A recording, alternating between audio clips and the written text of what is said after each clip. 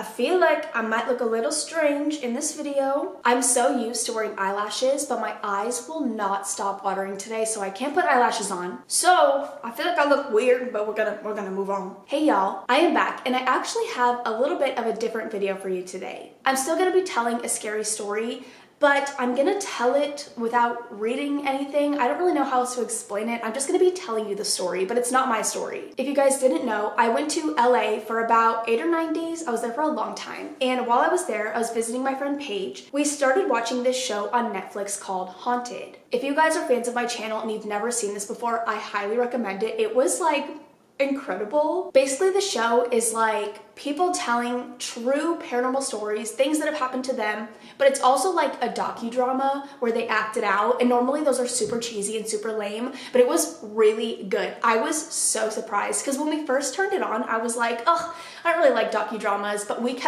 played it and I was okay. But I'm gonna tell you one of the stories from this series today. And if you guys like this, then I'll keep doing this. I had to take some notes on the episode just so I wouldn't miss anything. But the episodes are like 30 minutes long, and I could totally do like 2 episodes in one video. I'm just doing 1 episode for this video just to see if you guys like this. But I'm gonna hop into the story because I've been rambling and I'm trying to get better at not rambling at the beginning, you know this. But this episode was called Haunted in the Pines. This was actually from season 3. There are 3 seasons. I was gonna start with season 1, but I'd already watched this one and I really want to tell you guys about this one. So this is called Haunted in the Pines. So basically this episode opens up to a man playing his banjo on his porch. It's like a creepy old man in a log cabin, and there is a woman who is chained, like shackles on her wrists, in a room. The woman is screaming and the man playing the banjo starts walking towards her, and that's the intro to the episode. So then we switch to the narrator. Her name is Hannah. She's the one who is telling her personal experience with the paranormal. The beginning of this story takes place in Montana, which is also really funny because Hannah, Montana, I know it's stupid. I literally just got that. Like I wrote Hannah and then I put a space in Montana so I remember her name and I remember where the story took place, and it's fucking hilarious. I'm so sorry. I didn't even notice that before. Hannah grew up in a very abusive household. She was very isolated. She had no friends. They lived in the middle of nowhere. Her parents were very strict and very religious. Hannah recalls a story where she was outside jump roping and her mother asked her to stop. So she comes inside and she continues jump roping, which irritates her mom. So her mother takes her down to the dark basement and ties her to a chair, gags her in the chair, and leaves her there for 4 or 5 hours until her father gets home from work. She skips forward to her teenage years. At around the age of 15, she got a job at a pizza place. This is when she starts rebelling a little bit and she starts to question the things her parents have taught her. So she doesn't really give much context in this moment, but it shows a scene where she is hanging out with all of her coworkers. They're smoking and drinking, and her mother pulls up. Sorry if you hear like a loud banging, by the way. It's super windy outside, and I have a clock that hangs outside, and it's like banging against the wall. So if you hear loud noises,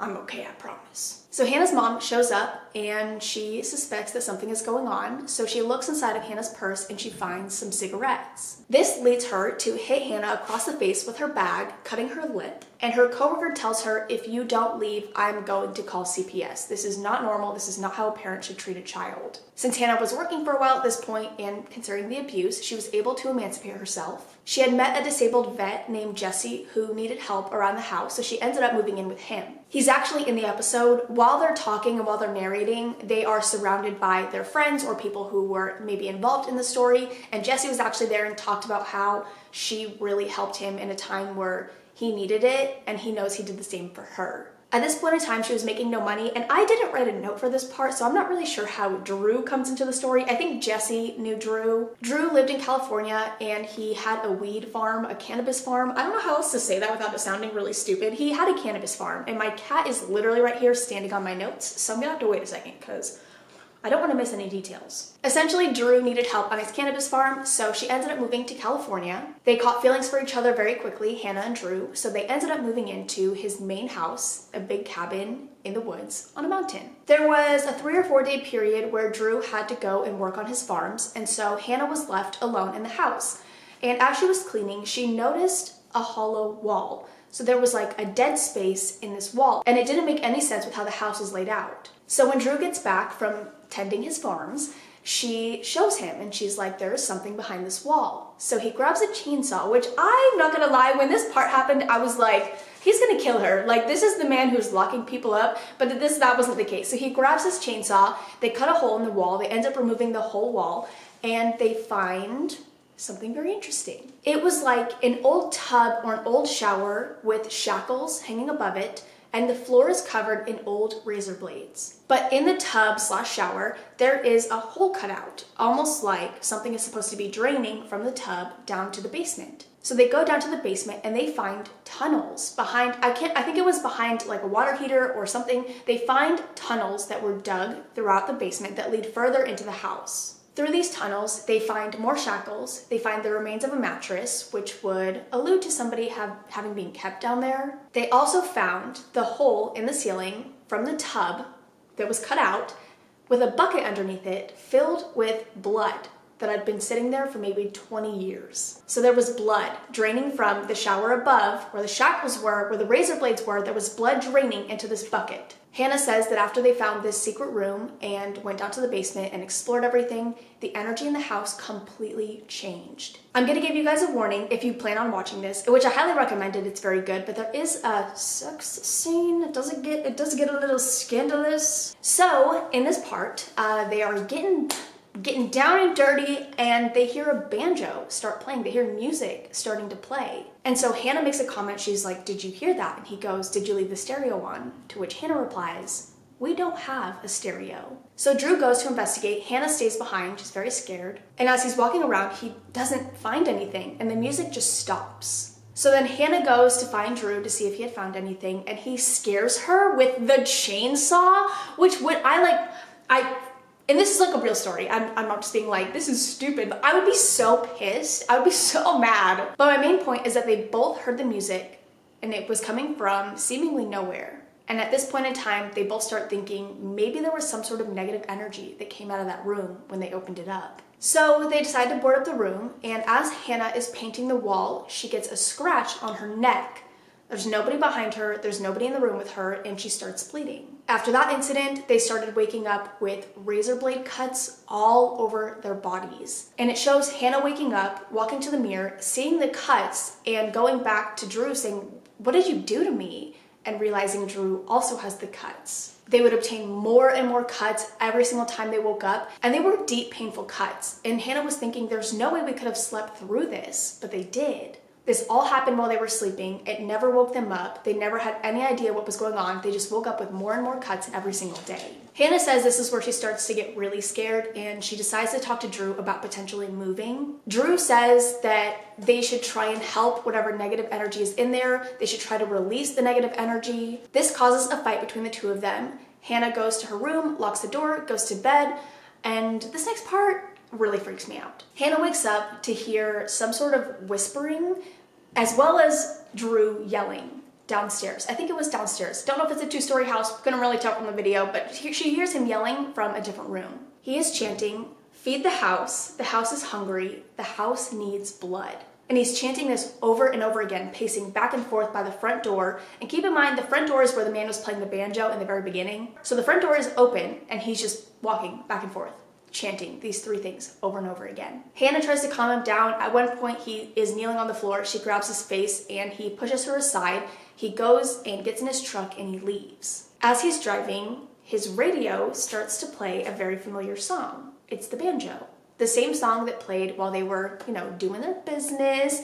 The same song that played back in the beginning of the story. So he turns the radio off, and then it switches to Hannah, where the music is playing, but it is so loud, it is piercing her ears. So she's holding her ears and I'm busy. It doesn't matter. The music is piercing her ears. She's holding her ears. It's very loud. And so then it switches back to Drew, who is turning his radio off, and the music starts playing again. The music turns on, he would turn it off, it would turn on, he would turn it off, until he got into a car accident. He crossed the center line and he crashed into another truck. As soon as the car accident happens, the music completely stops. Drew died on the scene, and Hannah actually still carries his ashes with her everywhere she goes. So Jesse, the vet from the beginning of the story who had taken Hannah in after she got emancipated, came to get her. She doesn't go into much detail about what happened after Jesse came to get her, but there is definitely something very, very evil in that house that wanted blood, and it got its blood.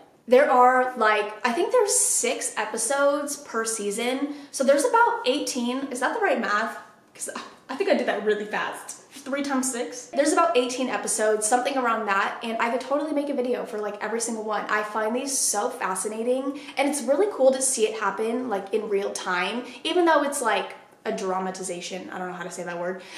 It's like a dramatic, whatever. It's still really interesting for them to be telling their story and for you to be able to see it. I highly recommend it if any of you want to watch it. There is nudity and a little bit of sexy time, so I don't know if it's like that in every episode. I only watched 2 or 3, but it's one of the coolest like docudramas I've ever seen. I normally hate docudramas, but this like really got my attention. This video reminds me a lot of like my movie reviews, where I basically just go over like an entire movie, what happens in it. I don't mean to like spoil anything, but like I'm telling the story, I'm gonna tell the ending. But if you guys like these types of videos, I would love to do these because I love telling stories, and sometimes it's like fun to tell a story without reading the story, just like reading it verbatim, just kind of like reciting it to you as I remember it. Even though I had to take notes just so I wouldn't forget anything, it's still fun to just tell a story as kind of like it's my own. Like it feels like a story time video, and I really miss filming those, but I don't have any stories. So if you liked it, let me know and I will do more of these. I really enjoy watching these episodes, and so I have no problem doing that for videos. Again, I hope you guys enjoyed. I love y'all. I will see you in the next one. Oh, again, it's called Haunted on Netflix, just in case you forgot. But I love you. Bye.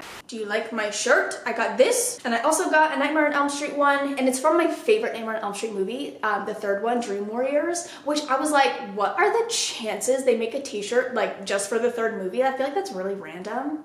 I got these at Walmart, I got it at Walmart and the other one at Walmart. I was gonna buy a Scream like hoodie thing on Etsy, but it was like $60 after shipping and taxes and all that stuff, and I was like, I don't want to do that. But I've seen the new Scream twice now.